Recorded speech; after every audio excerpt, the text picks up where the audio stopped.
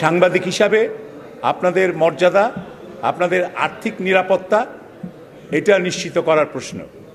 আর্থিক নিরাপত্তা নিশ্চিত না হলে সাংবাদিকের মর্যাদাও নিশ্চিত হবে না। আমাদের যে গণমাধ্যম সংস্কার কমিশন, এই কমিশনের এখতিয়ারের মধ্যে নয় ওয়েস বোর্ডের বিষয়টা। তবে এই কমিশন যেটা বলতে পারে, যেহেতু এই কমিশনের দায়িত্ব হচ্ছে স্বাধীন, বস্তুনিষ্ঠ ও শক্তিশালী গণমাধ্যম করার জন্যে সংস্কারের সুপারিশ করা, সে কারণে আমরা বলতে পারি যে স্বাধীন সাংবাদিকতার জন্যে যেটা প্রয়োজন সেটা হচ্ছে সাংবাদিকদের আর্থিক নিরাপত্তা নিশ্চিত করা, যাতে তারা স্বাধীনভাবে সাংবাদিকতা করতে পারেন। আপনারা যদি চাপ প্রয়োগ না করেন তাহলে এই সংস্কার একটাও বাস্তবায়ন হবে না।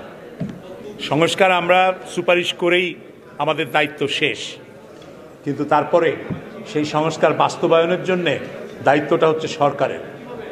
সেটা এই অন্তর্বর্তী সরকার এবং পরবর্তীতে রাজনৈতিক সরকার ক্ষমতায় আসলে সেই রাজনৈতিক সরকার।